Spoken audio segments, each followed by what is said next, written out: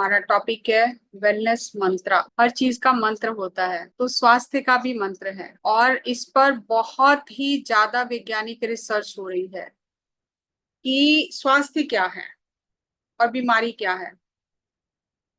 WHO का definition है holistic health का कि 99% जो बीमारियां हैं वो साइकोसोमेटिक हैं। साइकोसोमेटिक मन में उपज, उनकी उपज होती है और फिर वो शरीर पर दिखाई देती हैं। और अगर मन उन विचारों को छोड़ दे तो बीमारी से मुक्त हो सकता है। ये वर्ल्ड हेल्थ ऑर्गेनाइजेशन की रिसर्च है कि 99% बीमारियां साइकोसोमेटिक हैं। और जो जितनी भी स्पिरिचुअल साइंटिस्ट जो थे, डॉक्टर्स थे, जिन्होंने इस फील्ड में काम किया है, उन्होंने रिसर्च की है, तो उन्होंने ये कहा है कि wellness is our natural state. हम स्वस्थ रहने के लिए ही बने हैं। स्वस्थ रहने के लिए आपको हैरानी होगी, कुछ भी करने की जरूरत नहीं है, लेकिन बीमार होने के लिए बहुत कुछ करने की जरूरत है। और हम उल्टा सोचते हैं, हम सोचते हैं स्वस्थ रहने के लिए बहुत कुछ करने की जरूरत है और बीमार हम हो जाते हैं। लेकिन साइंस और खोज ये कहती है कि स्वस्थ हमारी नेचुरल स्टेट है। हम स्वस्थ ही पैदा होते हैं और स्वस्थ रहने के लिए ही बने हैं, लेकिन हम मेहनत कर करके बीमार होते हैं। तो आपको बहुत हैरानी होगी, आज इसी टॉपिक पे बात करेंगे कि बीमार होने के लिए हम क्या क्या मेहनत करते हैं। तो मुझे तो बहुत इंटरेस्टिंग लगा ये टॉपिक, रिसर्च बहुत अच्छी लगी जो मैंने सोचा आपके साथ शेयर करनी चाहिए कि अगर हम स्वस्थ होने के लिए बने हैं तो बीमारी हमारे शरीर में एंटर कैसे करती है।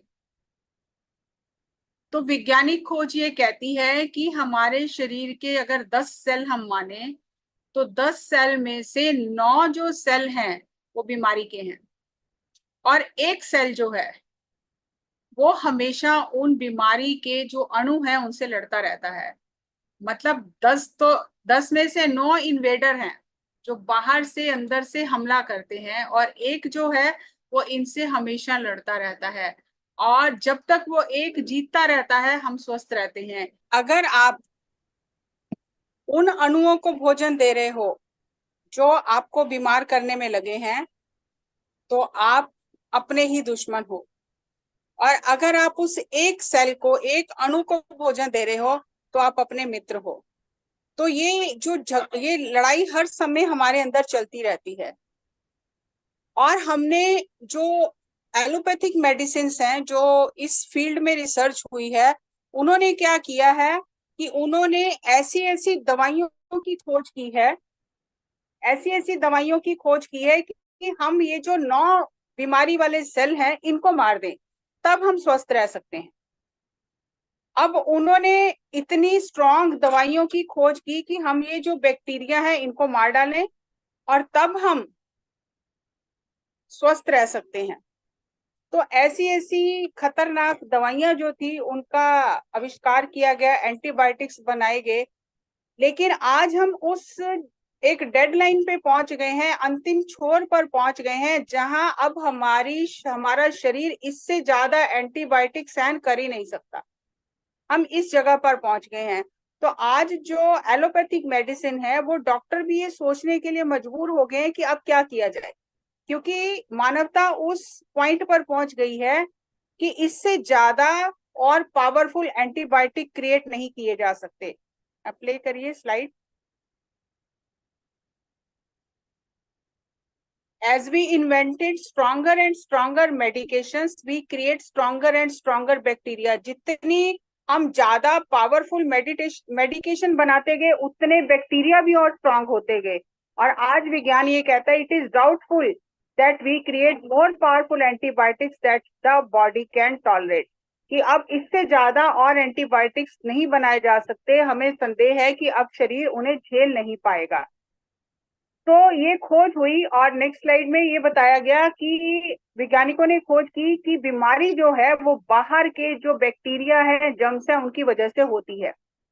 और लुईस पास्चर 19वीं शताब्दी में एक फ्रेंच साइंटिस्ट हुए जिन्होंने ये जर्म थ्योरी, ये जो अणु है, कीटाणु हैं, इनकी थ्योरी बनाई कि हम तब बीमार होते हैं जब बाहर से ये बैक्टीरिया, ये वायरस हमें अटैक करते हैं और हम बीमार हो जाते हैं। तो इन्होंने अपनी ये खोज की और ये सिद्ध किया। लेकिन कुछ ही समय बाद एंटोनी बिचकैम्प जो थे, उन्होंने, जिन्हें father of modern naturopathic medicine कहा जाता है, उन्होंने कहा कि मैं इस थ्योरी के साथ सहमत नहीं हूं कि बाहर से बैक्टीरिया अटैक करते हैं तब हम बीमार होते हैं। उन्होंने कहा कि हमारे शरीर के अंदर ही बैक्टीरिया हैं हर समय, और हमारे अंदर का जो वातावरण है, शरीर के अंदर की जो हमारे विचार है, भावनाएं हैं, जिससे बाद में इम्यून सिस्टम का नाम दिया गया, अंदर के वातावरण को, उन्होंने कहा कि मैंने ये महसूस किया है कि वो बीमारी के लिए जिम्मेदार है। तो उन्होंने उसका एक बहुत सुंदर उदाहरण दिया कि जैसे जहां पर गंदगी होती है, मक्खियां वहीं पर जाती हैं, क्योंकि उन्हें वहां पर भोजन मिलता है। लेकिन ये समझने की बात है कि वो गंदगी मक्खियों ने बनाई नहीं है, क्रिएट नहीं की है, वो गंदगी मक्खियों ने इकट्ठी नहीं की है, वो गंदगी वहां पर थी, इसलिए मक्खियां आ रही हैं। वो जो गंदगी है वो मक्खियों को भोजन दे रही है, जिंदा रहने के लिए उन्हें खुराक दे रही है, इसलिए जो मक्खियां हैं वो गंदगी की तरफ भाग रही हैं। तो उन्होंने इस अपनी थ्योरी से ये सिद्ध करने का प्रयास किया कि अंदर का जो हमारा वातावरण है उससे हम बीमार होते हैं। जब हमारे अंदर का वातावरण सही नहीं होता तो बाहर से हम फिर वैसी ही बीमारियां, वैसे ही वायरस, वैसे ही बैक्टीरिया अट्रैक्ट करते हैं।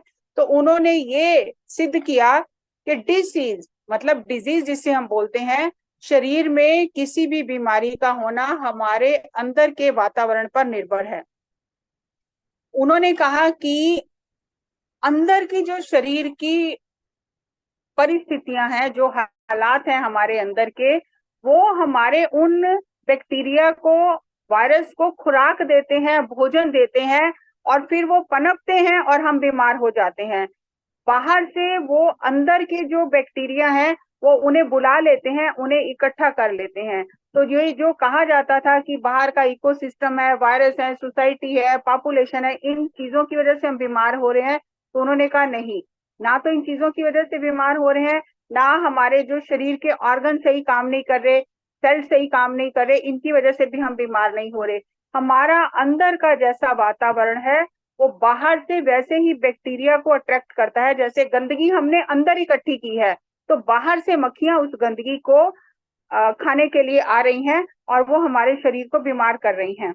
तो उनका ये कहना है कि फिर ये थ्योरी बनाई गई कि पास्चराइजेशन, मतलब कि इतना उस चीज को गर्म किया जाए कि वो सारे कीटाणु मर जाएं, इतना उस चीज को गर्म कर दिया जाए कि सारे कीटाणु मर जाएं। इसको दूसरे भाषा में आप कह सकते हो एंटीबायोटिक्स ये, या जैसे आज हम पास्चराइज मिल्क लेते हैं, मतलब गर्म कर करके उन बैक्टीरिया को मार दिया जाए। और ये थ्योरी बहुत पुरानी है। जैसे अगर हमारे थोड़ा पीछे जाए, दादी नानी के समय पे फ्रिज नहीं होता था, वो क्या करते थे, दूध को सुबह उबाल दिया, फिर दोपहर को उबाल दिया, फिर रात को उबाल दिया, तो बार बार हीट करने से वो बैक्टीरिया पनपते नहीं थे।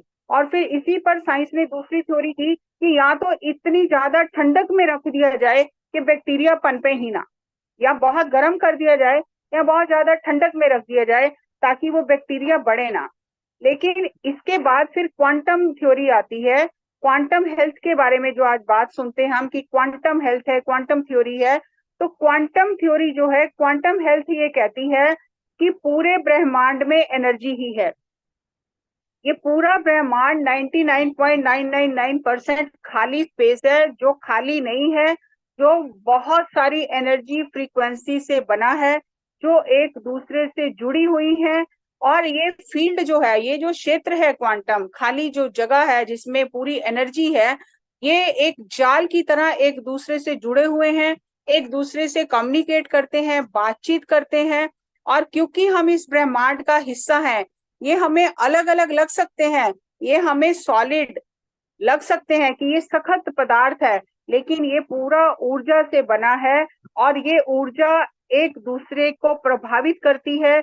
और इस ऊर्जा तंत्र में हम भी एक अणु की समान है। जैसे हमारे शरीर में सेल्स हैं और उन सेल से जुड़कर एक शरीर बना है, इसी तरह ये जो ऊर्जा की जो तरंगे हैं ब्रह्मांड में पूरे में, इन तरंगों के बीच में हम भी एक तरंग हैं। और सब एक दूसरे से जुड़े हुए हैं। और ये डॉक्टर जोएल डिस्पेंजा ने इस थ्योरी को कहा कि जो चीजें हमें ठोस दिख रही हैं वास्तव में वो ठोस नहीं है, वो ऊर्जा ही है। और ऊर्जा जो है उसकी तरंगे एक दूसरे को प्रभावित करती हैं। अब हम इस ऊर्जा क्षेत्र से क्या लेते हैं उस पर निर्भर करता है कि हम स्वस्थ रहेंगे या हम बीमार हो जाएंगे। तो क्वांटम फील्ड जो है जिसे कहा जाता है, जो खाली स्पेस है, नेक्स्ट स्लाइड में आप देखोगे कि उसमें पूरे तार हर एक सिस्टम से जुड़े हुए हैं, हर एक के सिस्टम से जुड़े हुए हैं जो ब्रह्मांड में तरंगे हैं। तो जैसी हमारी सोच होती है, जैसी हमारी फ्रीक्वेंसी होती है, जैसे हमारे भीतर का वातावरण होता है, वो वैसी फ्रीक्वेंसी को अट्रैक्ट कर लेते हैं। ये अखंडित ऊर्जा क्षेत्र है जो सूचनाओं से भरा है, जो ब्रह्मांडीय ज्ञान से भरा है, जो चेतना के ज्ञान से भरा है, जो समय, शरीर और स्पेस, जगह से परे है। मतलब ये जो क्षेत्र है ये हमारे मन की पहुंच से बहुत दूर है। इसमें कुछ भी फिजिकल मतलब भौतिक रूप से या ठोस रूप से नहीं है। ये ये पूरे का पूरा ऊर्जा क्षेत्र है। और इस ऊर्जा क्षेत्र में जैसे हमारे विचार होते हैं, जैसे हमारे अंदर की सोच भावनाएं होती हैं, वैसा ही हम ब्रह्मांड से इकट्ठा करते हैं। और हमारी जो 5 इंद्रियां हैं वो इसे नहीं समझ सकती। ये हमारे 5 इंद्रियों से पहुंच से परे की चीज है। तो इसीलिए जब हम ध्यान करते हैं और इंद्रियों के, मन के, शरीर के पार चले जाते हैं, उस क्वांटम फील्ड से, उस ऊर्जा के जो क्षेत्र से हम जुड़ जाते हैं, तब हमारा शरीर जो है वो हेल्दी होने लग जाता है। क्योंकि तब हमारे विचार कम होने लग जाते हैं, हमारी भावनाएं बदल जाती हैं, हमारी सोच बदल जाती है। तो धीरे धीरे हम जो उच्च स्तरीय ऊर्जा है उसे आकर्षित करने लगते हैं, और जो निम्न स्तरीय हमारे भाव हैं, हमारी सोच है, वो कम होने लग जाती है। तो वेलनेस मंत्र ये कहता है कि हमारा प्रकृति के साथ, स्वयं की प्रकृति के साथ और बाहर की प्रकृति के साथ कैसा संबंध है, हमारा स्वास्थ्य उस पर निर्भर करता है। जहाँ पाश्चात्य जो साइंस है, एलोपैथिक साइंस है, वो ये कहती है कि बैक्टीरिया को मारते जाओ, मारते जाओ, मारते जाओ तो हम स्वस्थ हो जाएंगे। लेकिन जब हम बैक्टीरिया को मारते हैं, कोई भी हम मेडिसिन लेते हैं, उसके साथ साथ जो हेल्दी चीजें हैं, हेल्दी सेल्स हैं, वो भी खत्म हो जाते हैं। तो वेस्टर्न मेडिसिन ये कहती है कि बैक्टीरिया को मारते जाओ, तब हम स्वस्थ रह सकते हैं। लेकिन जो एंशियंट स्कूल है, जो प्राचीन, जो हमारे वेदों की, ग्रंथों की भाषा है, वो कहते हैं कि हेल्थ, जो हमारा स्वास्थ्य है, वो हमारी स्वयं की प्रकृति और हमारे बाहर की प्रकृति पर निर्भर है। हमारे स्वयं की प्रकृति कैसी है, मतलब हमारा स्वयं से कैसा संबंध है। अगर आप अपने ही स्व की चिंतन करोगे, निरीक्षण करोगे, तो आप पाओगे कि 90% हम अपने बारे में भी गलत ही सोचते हैं। हमारे विचार स्वयं के बारे में गलत होते हैं, हम खुद को दोष देते हैं, दूसरों को दोष देते हैं, हम नफरत करते हैं, ईर्ष्या करते हैं, द्वेष करते हैं, और उन्हीं तरंगों में हर समय रहते हैं। तो हमारा खुद से जो नाता है वो टूट जाता है। और जब हमारा खुद से, अपनी आत्मा से नाता टूट जाता है, हम मन के दायरे में ही रहते हैं, तो हम बीमार हो जाते हैं और फिर हम दवाइयों पर निर्भर हो जाते हैं। लेकिन जब हमारा खुद से नाता मजबूत होता है, ध्यान करते करते, अच्छी सोच रखते हुए, चमत्कारिक सोच रखते हुए, दूसरों के प्रति प्रेम की भावना, दया, करुणा की भावना रखते हुए, जब हमारी सोच बदलती है, हमारी भीतर की प्रकृति बदलती है, हमें बाहर की प्रकृति से प्रेम होने लग जाता है, तो हमारे अंदर और बाहर, इनर एंड आउटर, एक सामंजस्य बन जाता है, एक हार्मनी बन जाती है। और फिर बाहर से कोई भी माइक्रोब, कोई भी वायरस जो हमें अपना भोजन नहीं बना सकते, क्योंकि आपने उनके लिए कोई भोजन नहीं रखा है। वो तभी आप पर अटैक करेंगे, वायरस और माइक्रोब्स, जब आपने उनके लिए भोजन तैयार किया है अंदर। क्योंकि अगर किसी को खाना नहीं मिलेगा तो वो क्यों वहां रुकेगा? खाना मिलेगा तभी तो वो रुकेगा। अगर अंदर वो कोई बैक्टीरिया जाता है और वो देखता है अंदर का वातावरण तो बिल्कुल अलग है, प्रेम, दया, करुणा, तो वो वहां रह ही नहीं सकता, वो खुद ही मर जाएगा, बाहर निकल जाएगा। लेकिन अगर अंदर का वातावरण सही नहीं है, प्रेम नहीं है, दया नहीं है, करुणा नहीं है, ईर्ष्या, द्वेष सब कुछ है अंदर हमने भरा हुआ, गंदगी इकट्ठी की हुई है, तो वो मक्खी की भांति वो बैक्टीरिया वहां बैठ जाएगा और वो बढ़ाता जाएगा बैक्टीरिया अपने साथियों को, और बढ़ाता जाएगा और हम बीमार हो जाएंगे। तो सबसे ज्यादा जरूरी है कि हम प्रकृति के साथ अपना संबंध मजबूत करें। और यहाँ दोनों तरह की बात आती है कि एक स्वयं की प्रकृति के साथ हमारा स्वभाव कैसा है, हमारे विचार कैसे हैं, हमारी भावनाएं कैसी हैं, क्या हम खुद से दूर हैं, क्या हम खुद के नजदीक हैं। अगर हम खुद से दूर हैं तो अवश्य हम बीमार हो जाएंगे, लेकिन जितना हम स्वयं के करीब रहेंगे, ध्यान करके, अच्छी सोच रखकर, दूसरों की सेवा करके, दया प्रेम और करुणा की भावना में रहेंगे, उतना हम अपनी आत्मा के करीब जाएंगे।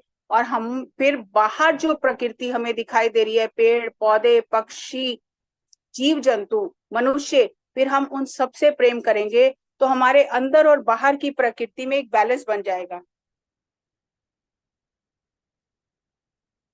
और ये जो बैलेंस बनेगा ये हमें स्वस्थ रखेगा। इसीलिए कहा जाता है नर्चर योर नेचर, अपनी प्रकृति का पालन करें, देखभाल करें, उसका पोषण करें।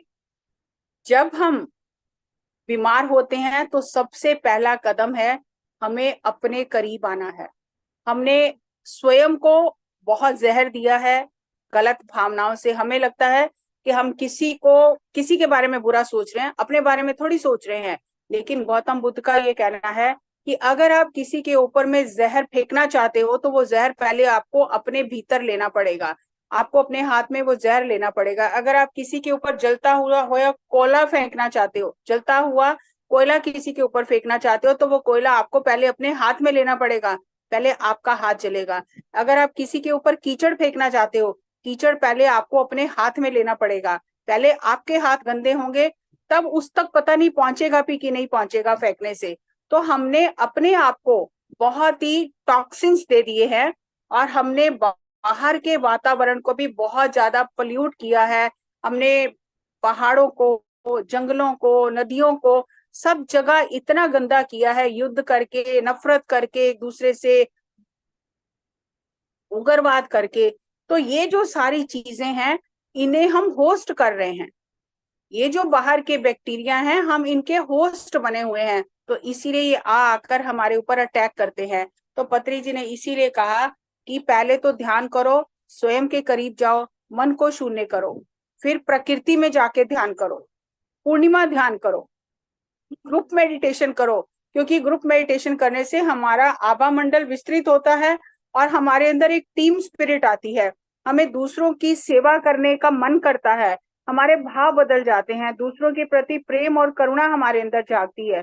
तो इसीलिए जब हमारे अंदर ये बदलाव आता है, हमारी अंदर की और बाहर की प्रकृति में सामंजस्य स्थापित हो जाता है, तब हम स्वस्थ रहते हैं।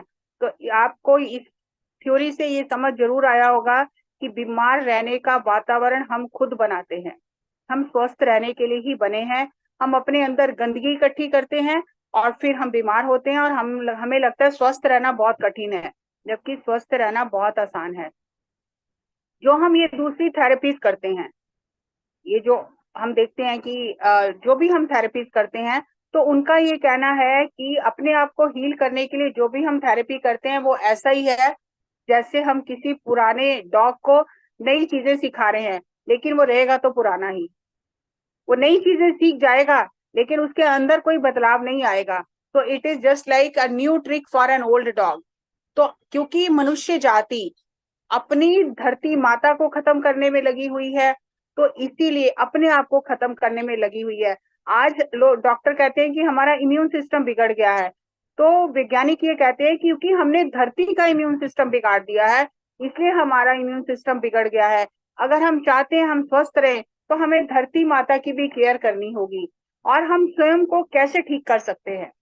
तो वो कहते हैं कि जो ये नैनो टेक्नोलॉजी है, जो छोटे छोटे हमारे अंदर सेल हैं, जो बहुत हेल्दी रहने के लिए बने हैं, जो हमें नया जीवन दे सकते हैं, पुनर्जीवन दे सकते हैं, हमें उन पर काम करना होगा। कोई जेनेटिक्स या कोई ऐसी हेरिडिटी नहीं है जिससे हम बीमार हो जाते हैं। तो अगर हम कोई थेरेपी सीख लेते हैं और हम खुद को हील करना चाहते हैं, तो इसका मतलब यही है कि हम किसी पुराने डॉग को, पुराने कुत्ते को नई ट्रिक सिखा रहे हैं, लेकिन उससे कुछ होगा नहीं। तो हमें क्या करना है? तो वो कहते हैं कि जिस तरह से हर एक के अंदर ब्लूप्रिंट है, हर एक का एक आभा मंडल है जिसके अंदर उसके जन्मों जन्मों की कहानी स्टोर है। और ये जो ऊर्जा का चमकता हुआ ब्लूप्रिंट है जिसके अंदर हमारा शरीर एक कैद है, या जिसके अंदर हमारा शरीर रहता है, हमारा फिजिकल बॉडी, ये ऐसे ही है कि अगर वो ऊर्जा का जो क्षेत्र है, हमारा आभा मंडल है, अगर वो स्ट्रांग है तो कोई भी बैक्टीरिया अंदर एंटर नहीं कर सकता। जैसे मैग्नेट है, तो मैग्नेट लोहे को ही खींचता है, वो और किसी धातु को नहीं खींच सकता। अगर हमारा आभा मंडल बहुत स्ट्रांग है तो बाहर से वो गलत चीजें नहीं खींचेगा, बैक्टीरिया नहीं खींचेगा। जिस तरह से मैग्नेट छोटे छोटे आयरन स्पीशीज को खींच लेता है और उन्हें अपने आसपास जमा कर लेता है, इसी तरह से जो साधना कर करके अपने आभा मंडल को इतना पावरफुल कर लेते हैं कि फिर उनके आसपास कोई ऐसी चीजें इकट्ठी ही नहीं होती हैं। हमारे अंदर की जो लाइट है, जिसे एनलाइटनमेंट कहा जाता है, जैसे जैसे वो बढ़ती है तो हमारे बाहर जो चीजें होती हैं वो अपने आप व्यवस्थित हो जाती है। इसीलिए वाल्मीकि जो रत्नाकर डाकू था, वो एक संत के सानिध्य में वाल्मीकि बन गया और उन्होंने फिर रामायण लिखी। उसी तरह से अंगुलीमाल जो था, गौतम बुद्ध के सानिध्य में वो कितना बड़ा भिक्षु बन गया। तो ये जो अंदर का प्रकाश है, ये बुद्ध की और जीसस की क्वालिटी है। और जैसे जैसे अंदर का प्रकाश बढ़ता है तो बाहर की चीजों का प्रभाव होना बहुत कम हो जाता है, क्योंकि वो ऐसी चीजें आपके आसपास आ ही नहीं सकती हैं, ठहर ही नहीं सकती हैं। तो हमें अपनी आत्मा को पुनर्जीवित करना है। जो हमने उसके ऊपर इतना कुछ लाद लिया है, बोझ डाल लिया है इतना, हमें उसे पुनर्जीवित करना है। हम एक ऊर्जा के एक ऑर्ब में हैं, और उस ऊर्जा के ऑर्ब से हमारा जो खून है, जो हमारे भीतर खून बह रहा है, वो ऑक्सीजन और न्यूट्रिएंट्स लेकर हमारे शरीर में दौड़ता है। और जो इंफॉर्मेशन हम बाहर से अंदर लेकर जाते हैं वही हमारे जो डीएनए में जाती है। जो हमारा डीएनए, जो जिसे साइंस आज कहती है कि जंक पड़ा हुआ है, सिर्फ 2% डीएनए एक्टिव है, बाकी सब जंक पड़ा हुआ है। जैसे जैसे हम ध्यान करते हैं तो हमारे डीएनए जो जंक पड़ा हुआ है वो खुलने शुरू होता है।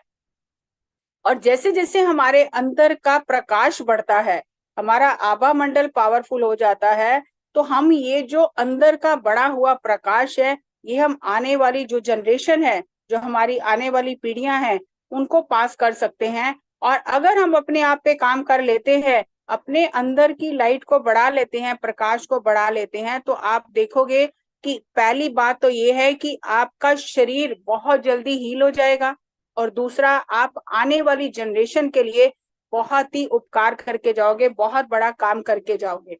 तो हमें अपनी जो हमारी वास्तविक नेचर है, जो हमारा स्व है, उसे ढूंढना है।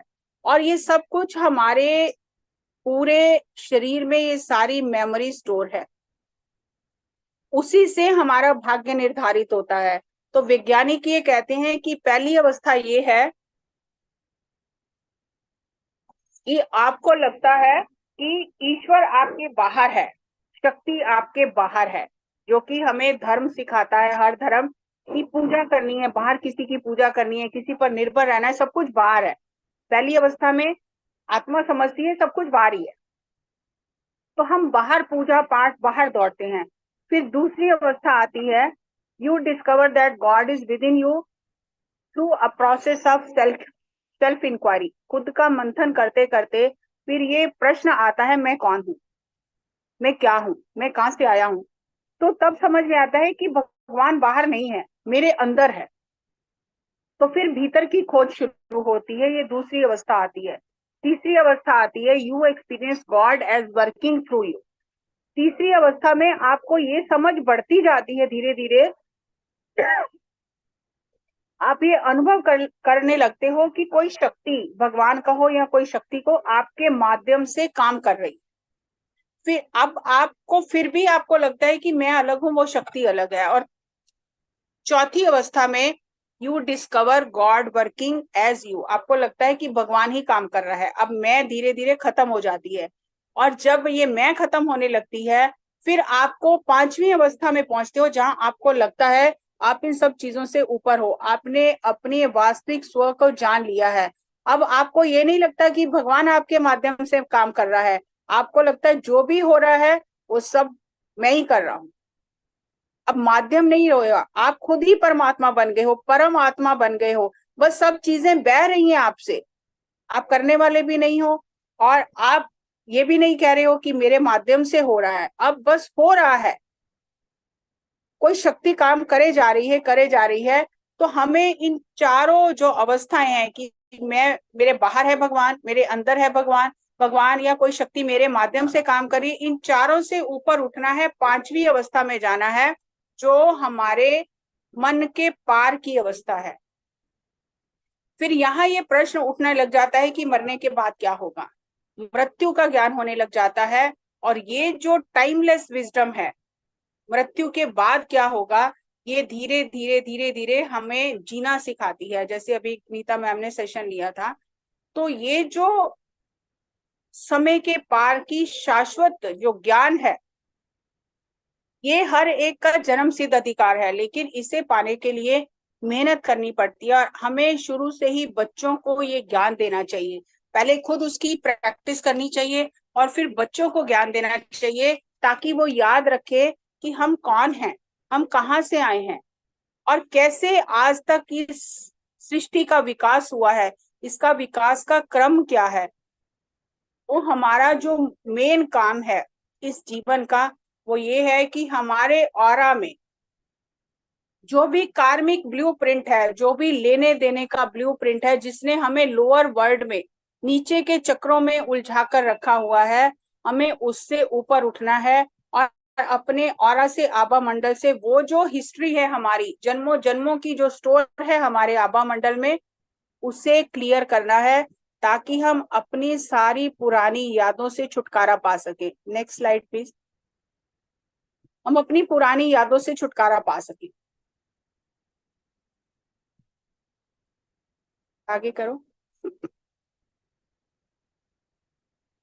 और आगे। तो हमारा इस जीवन का यही काम है कि जो कुछ हमने आज तक जन्मों जन्मों में इकट्ठा किया है अपने आभा मंडल में, उससे हम स्वयं को मुक्त कर लें। हम स्वस्थ रहना चाहते हैं, तो स्वस्थ रहने का यही फॉर्मूला है कि हम दूसरों पर उंगलियां ना उठाएं। हमारी आत्मा ने अपनी यात्रा के दौरान जहां जहां से जो जो इकट्ठी इंफॉर्मेशन की है, जो हमारे आभा मंडल में स्टोर हो गई है, हमें उस मेमोरी को डिलीट करना है, अपने सही वास्तविक स्वरूप को पहचानना है। और स्वयं को जानकर ही हम इन कहानियों से मुक्त हो सकते हैं, क्योंकि हम ये कहानियां नहीं हैं। You are not your stories. जन्मों जन्मों से हम ये कहानियां साथ लेकर चल रहे हैं। तो उन्होंने एक बहुत सुंदर एग्जाम्पल दी है कि जिस तरह एक जो कारपेंटर है, बढ़ई है, वो एक कुर्सी बनाता है और वो कुर्सी से अलग हो जाता है। कुर्सी नहीं है वो, उसने कुर्सी बनाई है। इसी तरह से जन्मों जन्मों से हमने जो डेटा इकट्ठा किया है, हम वो कहानी नहीं है, हमने वो अनुभव लिया है। और जिस जीवन काल में आपको सबसे ज्यादा तकलीफ हुई है, जब आपने बहुत ज्यादा दुख झेला है, असल में वो कहते हैं कि वही जीवन काल है जिसने आपको सबसे ज्यादा ज्ञान दिया है। जहां पर आपने अपने जो गिफ्ट हैं, अपने जो उपहार हैं, जो कुदरत ने दिए हैं, उनका सही इस्तेमाल किया है।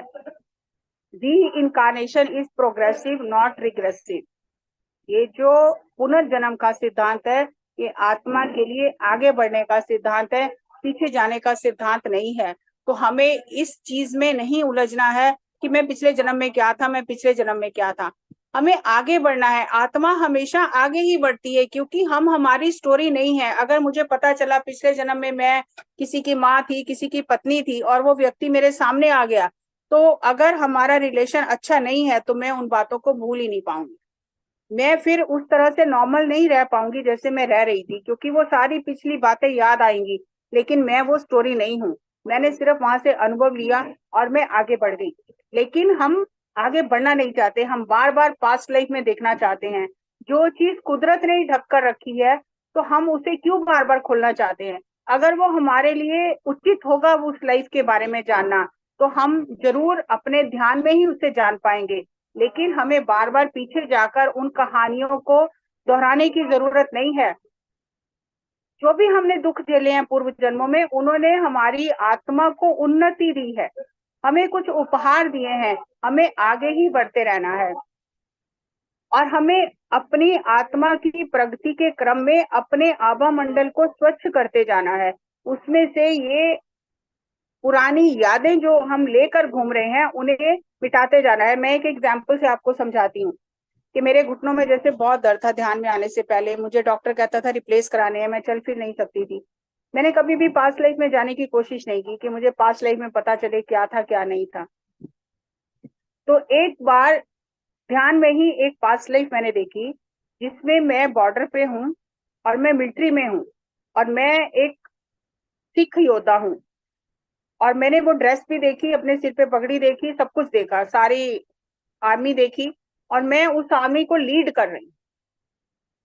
और वहां पर जो वॉर हो रही है, ये नहीं मुझे पता चला कि किस समय की ये वॉर है। मैंने बहुत कोशिश की जानने की, लेकिन नहीं पता चला। उस वॉर में एक पत्थर जैसे ब्लास्ट हुआ, तो एक बहुत भारी पत्थर आके मेरी लेफ्ट जो लेग है उसके ऊपर आके गिरा, और मेरी पूरी टांग क्रश होके उसके नीचे दब गई। मैं उसे खींचने की कोशिश कर रही हूँ, निकाल रही हूँ, लेकिन वो नहीं निकल रही है। और उसी खींच में, दर्द में, फिर एक गोली आकर मेरे राइट नी पे लगती है, और फिर मेरे सांसें उखड़ने लग जाती हैं। और उस समय जो मेरे साथ काम कर रहे थे, जो मेरे उस टीम में थे लोग, उन्होंने मुझे बचाने की बहुत कोशिश की। लेकिन मैंने उन्हें कहा कि अब मेरा समय आ गया है, आप आगे युद्ध करो, और मैं शरीर छोड़ रही हूँ, फिर मिलेंगे कह के मैंने शरीर छोड़ दिया। और अभी पीएसएसएम में आके मैं उन लोगों से मिली, और उसके बाद वो जो दर्द था, वो दर्द मैं वहीं छोड़ा नहीं, मैंने शरीर के साथ वो दर्द कैरी करके मैं आत्मा के साथ ले आई कि मेरे शरीर का क्या होगा। मैंने क्योंकि दर्द में शरीर छोड़ा, वो दर्द भी मैं साथ लेकर आ गई। तो फिर जब उसमें मुझे बार बार जो मास्टर गाइड कर रहे थे, उन्होंने मुझे कहा कि इस दर्द को यहीं छोड़ दो, इसका काम खत्म हो गया है यहाँ पर, आप उस समय से इस दर्द को साथ लेकर चल रहे हो। तो अब मैं अगर अपनी देखूं, वो जरूरी था मेरे लिए जानना, तो मेरे सामने वो चीज आई। और जब मैंने इस चीज को नोटिस किया बाद में, तो मेरे लेफ्ट नी में ही ज्यादा दिक्कत होती है, राइट में उतनी नहीं होती है जितनी लेफ्ट में होती थी। तो वो जो दब गई और जो दर्द हुआ, उससे पूरा क्रश हो गया। तो मैं उस दर्द को इतने जन्मों से साथ ही लेकर चल रही हूँ, भूल ही नहीं पा रही हूँ उस दर्द को। फिर ध्यान में आकर ये जानने के बाद धीरे धीरे मैं वापस उस मेंटली उस जगह पर पहुंची, और फिर मैंने अपनी आत्मा से उस दर्द को रिलीज किया कि इसका काम यही खत्म हो गया है, मुझे इसे कैरी करने की जरूरत नहीं है। और फिर मेरे मन में आता है वहां पर कि युद्ध भी हो गया, मैंने शरीर भी छोड़ दिया, लेकिन इतना मार काट सब कुछ होने के बाद हम युद्ध जीते कि हारे, ये तो पता नहीं चला। देखो तब कितना दिमाग हमारा सूक्ष्म रूप से काम, मैं जो मर गई हूं तो मुझे क्या लेना देना है। पर नहीं, वो इमोशंस ऐसे होते हैं, मैं एक योद्धा, मेरे साथ ऐसे कैसे हो गया, मेरी टीम कैसे पीछे रह गई। तो फिर मैं रोना शुरू कर दिया जोर जोर से कि फिर क्या हुआ, हम जीते कि हारे। तो फिर उन्होंने कहा आप देखो आगे जाके। तो जब आगे जाके देखा, तो एक पहाड़ी के ऊपर भारत का झंडा लहरा रहे हैं और जय वो कर रहे हैं। तो मैंने कहा झंडा लहराने का मतलब है हम युद्ध जीत गए। उन्होंने कहा अब तो दर्द को छोड़ दो कि अभी भी पकड़े रखोगे। तब मैंने वो दर्द छोड़ा।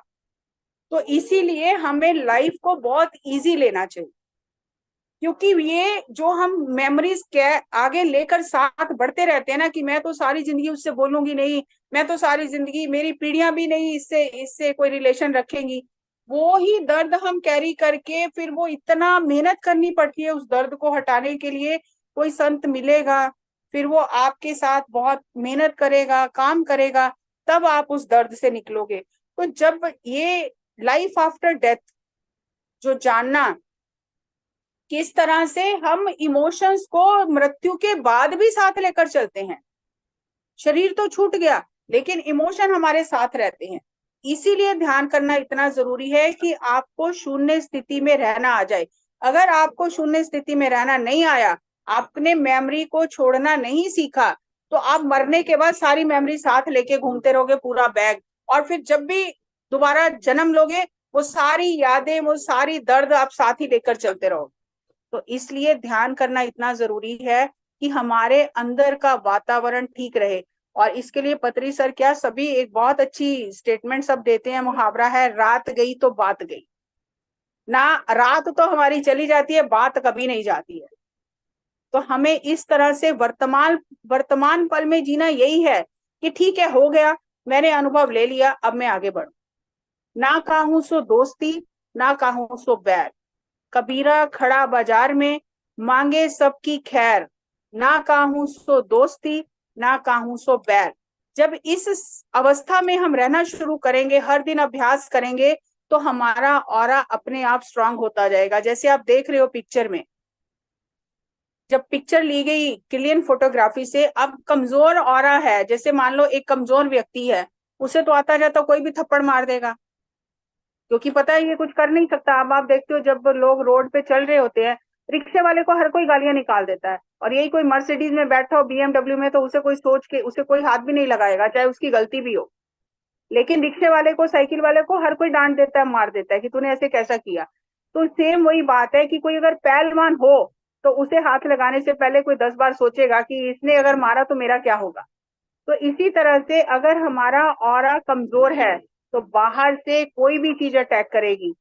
और आप देख रहे हो ऑरा की मैंने पिक्चर लगाई है, अगर जहां जगह जगह से आपका ऑरा कटा हुआ है, छेद है उसमें, तो वहां छेद से बैक्टीरिया अंदर आते रहेंगे, दूसरों के नेगेटिव थॉट भी अंदर आते रहेंगे, दूसरों की नेगेटिव इमोशन, जिसकी कहानी सुनोगे उसके साथ ही बह जाओगे। लेकिन अगर आपका ऑरा स्ट्रांग है तो आप अपने आप को अगर सेंटर करके रखे हो, तो आपके अंदर किसी की कहानी का, किसी की बातों का, किसी बाहर के बैक्टीरिया का कोई असर नहीं होगा। तो इसीलिए हर दिन ध्यान करके हमें स्वयं पर काम करना है, अपने ऑरा को स्ट्रांग करना है। और आगे एक स्ट्रांग ऑरा की पिक्चर है, आप देखो कितना फर्क है इन पिक्चर्स में। तो जब भी आप किसी लो इमोशन में हो, तो आप उस समय इस पिक्चर की कल्पना करो कि इस समय मेरा ऑरा कैसा है। जब हम लो इमोशंस में हैं तो हमारा ऑरा जगह जगह से कटा हुआ है, वहां से कुछ भी अंदर आ सकता है। और ये मैंने खुद एक्सपेरिमेंट करके देखा है कि मैं एक जगह ध्यान प्रचार करने गई थी, और वहां पर बहुत सारी ऐसी बातें हुई जो मुझे अच्छी नहीं लग रही थी। पहली बार गई थी मैं, तो मैं बहुत परेशान हो जाती थी। तो जब मैं परेशान होती थी कि मेरे हिसाब से चीजें नहीं चल रही हैं, तो उनकी जो नेगेटिव बातें थी मेरे ऑरा में आती जाती थी। लेकिन उस समय मुझे नहीं पता चला। जब मैं ध्यान प्रचार करके सब काम करके, पत्री सर भी आए, क्लासेस भी हुआ, जब मैं ध्यान महाचक्र में गई उसके बाद 15 दिन बाद, तो मेरा पूरा ध्यान महाचक्र में 10 दिन रहकर भी एक दिन भी ध्यान नहीं लगा। मुझे ऐसा लग रहा था कि मैं एक काले बादल में कैद हूँ। और मैं इतना रोती थी सुबह बैठकर, एक दिन, 2 दिन, 3 दिन, मतलब 6 दिन, 7 दिन हो गए मेरा ध्यान नहीं लग रहा, मेरी आंखें नहीं बंद हो रही। तो मैं आखिर में रोने लगी, सर मेरे साथ क्या हो गया, मुझे नहीं समझ आ रही है, मुझे बचाओ, मुझे इस बादल से बाहर निकालो, मेरा दम घुट रहा है इसके अंदर। तब मुझे वो सारा फ्लैशबैक सर ने दिखाया कि आपके अंदर नेगेटिव भाव थे उनके लिए, आप उनके बारे में नकारात्मक सोच रहे थे, तो उनकी सारी बातों का आपके ऊपर इतना असर हो गया कि उसने आपका ऑरा ब्लॉक कर दिया। क्योंकि आप एक मास्टर हो, तो आपको उनकी अच्छाइयां देखनी चाहिए थी, आपने बुराइयां देखनी शुरू कर दी उनमें, तो आपने उन बुराइयों को अट्रैक्ट कर लिया और आप उसमें कैद हो गए हो। तो मैंने कहा मुझे बाहर निकालो, मुझे समझ आ गई है। तो एकदम से वो बादल हट गए, और फिर मेरा ऑरा बिल्कुल क्लियर हो गया। और मुझे लग रहा था, हमें हमेशा दूसरे के ऊपर उंगली उठानी आती है, मुझे लग रहा था कि मैं ध्यान प्रचार किया है तो लोगों की नेगेटिविटी मेरे ऊपर आ गई, जैसे सब लोग कहते हैं ना नेगेटिविटी आ गई। तो मैं उस समय यही सोच रही थी 6-7 दिन तक कि मैं ध्यान प्रचार नहीं करूंगी, क्योंकि लोगों की नेगेटिविटी मेरे ऊपर आ गई है, नेगेटिविटी, इसलिए मेरा ध्यान नहीं लग रहा है। लेकिन जब सर ने मुझे पूरा पिक्चर दिखाया कि तुम खुद नेगेटिव रहे उस समय, और इस वजह से सारी बातों का तुम्हारे ऊपर असर हुआ, जबकि तुम्हें स्ट्रांग होके एक मास्टर की तरह उनकी अच्छाइयां देखनी चाहिए थी कि वो आपको कितना सपोर्ट कर रहे हैं ध्यान प्रचार करने में। आपका ध्यान उस तरफ नहीं गया। इतने साल आपने ध्यान प्रचार किया, मेरे साथ भी रहे, तो क्या सीखा आपने? तब मुझे जब समझ में आई, तो मेरे को फिर उसके बाद मैसेज आया कि अब जाके 40 दिन ध्यान प्रचार करो, गाड़ी लो और जाकर ध्यान प्रचार करो। तो मुझे अपने आप पे हंसी आ रही थी कि मैं समझ रही थी ध्यान प्रचार करने से ये सब हो गया है। और मुझे मेरा पूरा ऑरा क्लियर करके सर ने मुझे फिर कहा कि जाओ ध्यान प्रचार करो और इतने स्ट्रांग बनो, अपने आप को इतना सशक्त रखो कि किसी की भी नकारात्मक बात का आपके ऊपर कोई असर ना हो। हमेशा ये सोचो कि मैं एक मास्टर हूँ, मुझे जो पत्री सर ने सिखाया है मुझे उनकी शिक्षा पर चलना है। सामने वाले में हमेशा अच्छा ही देखो, तो आपके ऊपर किसी बात का कोई असर नहीं होगा। तो मैंने ये प्रैक्टिस करना शुरू किया। अब ये सर ही जानते हैं कि उसमें मैं कितनी सफल हुई हूँ, लेकिन हाँ, फर्क बहुत पड़ा है। अभी भी ऐसा नहीं है कि हमें बहुत सारे लोअर इमोशंस आ जाते हैं, उदास भी हो जाते हैं, सोचते भी हैं, लेकिन उसी समय समझ आ जाती है कि मैं किसी का नुकसान नहीं कर रही हूँ, मैं अपना ही नुकसान कर रही हूँ। तो जितनी जल्दी हो सके उन इमोशन से हमें बाहर आना है, क्योंकि अगर हमने अंदर गंदगी इकट्ठी कर ली तो बाहर से मक्खियां मच्छर सब अंदर आ जाएंगे, वो बैक्टीरिया सब अंदर आ जाएंगे और हम स्वस्थ नहीं रह पाएंगे। अगर हमें स्वस्थ रहना है तो हमें वर्तमान पल में रहकर स्वयं के ऊपर काम करना है। और जब भी आपके अंदर कोई भाव किसी के प्रति आते हैं, इसमें घबराना नहीं है कि अरे मेरे तो ईर्ष्या कैसे आ गई, मेरे तो सेल्फ इंपॉर्टेंस कैसे आ गई, मेरे अंदर ये गुस्सा कैसे आ गया। आते हैं, लेकिन आपने उन्हें इकट्ठा नहीं करना है, उन्हें जल्दी से लेट गो कर देना है कि इट्स ओके, ठीक है, हो गया ना, रात गई बात गई, तब तो हम हेल्दी रहेंगे। लेकिन अगर रात गई और बात नहीं गई, तो फिर आप ये सारी थ्योरी जो है आप इसे समझ लेना एक बार दोबारा से, कि हम ही अपने अंदर ऐसा वातावरण पैदा करते हैं जिससे बीमारी के जो बैक्टीरिया है उन्हें भोजन मिले। एक डॉक्टर हैं DM हेगड़े, ऑटो इम्यून जो डिजीज है उन्होंने उस पर बहुत काम किया। उसकी कोई आज भी मेडिकल साइंस के पास उसकी कोई दवाई नहीं है, लेकिन उन्होंने उसकी एक दवाई बताई है कि आप सबसे प्रेम करना शुरू करो तो ऑटो इम्यून डिजीज ठीक हो जाएंगे। बहुत सारे ऐसे मास्टर हैं जिनका PMC पे एक्सपीरियंस भी आया है। वो कहते हैं कि अगर आप किसी के नीचे से उसका कारपेट खींच रहे हो या उसकी कुर्सी खींच रहे हो या उसकी टांग खींच रहे हो, तो आपके बॉडी के जो अंदर के सेल हैं वो कंफ्यूज हो जाते हैं। वो कहते हैं हम तो मिलजुल के रह रहे हैं। अब हार्ट के सेल ये नहीं कहते ना लंग्स के सेल को कि मैं नहीं सपोर्ट करता, लंग्स के सेल किडनी के सेल को ये नहीं कहते जब मैं नहीं काम करता तू अपना काम कर। तो वो कहते हैं कि जब सेल अंदर एक कॉलोनी की तरह मिलजुल कर काम कर रहे हैं और आप ऊपर से दूसरों की टांगे खींच रहे हो, तो सेल कंफ्यूज हो जाते हैं। तो वो सेल समझते हैं कि हमें किस तरह रहना चाहिए, मिलके रहना चाहिए कि लड़ते रहना चाहिए। तो जब बार बार आप उन्हें ये मैसेज देते हो कि लड़ाई करनी है, तो वो भी आपस में लड़ने लग जाते हैं। तो उसमें ऑटो इम्यून डिजीज में क्या होता है, हेल्दी सेल दूसरे हेल्दी सेल्स को खाना शुरू कर देते हैं, तो फिर उसका कोई डॉक्टरों के पास इलाज नहीं है। तो उन्होंने ये कहा कि आप प्रेम करना शुरू करो, सबसे प्रेम करना शुरू करो। और बहुत सारे ऐसे लोग हैं, रिसर्च पेपर हैं उनके, बहुत सारे हॉस्पिटल्स में उन्होंने ये अपनी थ्योरी से काम किया है और बहुत लोगों को हील किया है। तो हम प्रेम, दया, करुणा, सहानुभूति, सेवा, इन तरंगों में रहें तो हम बीमार नहीं हो सकते। लेकिन ईर्ष्या, द्वेष, नफरत, गुस्से में रहेंगे तो हमें कोई बचा नहीं सकता।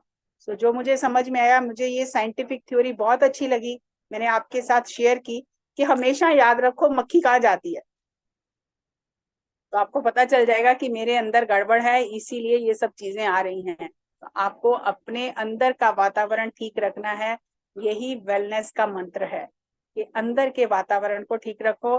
बाहर से कोई बैक्टीरिया आपको कुछ नहीं बिगाड़ सकता। और जब आप खुद को ठीक कर लोगे, अपने अंदर की लाइट को बढ़ाओगे, तो जहां आप खड़े हो जाओगे वहां तो ऑटोमेटिकली प्रकाश हो जाएगा, आपको कुछ करने की जरूरत नहीं है। अब हम यहाँ आश्रम में आते हैं विज्ञानाचार्य जी के पास या पत्री सर के पास बैठते थे, हमें कुछ करना थोड़ी पड़ता था, अपने आप ही सब चीजें हो जाती हैं। तो हमें भी वैसा ही बनना है। तो thank you, thank you, thank you.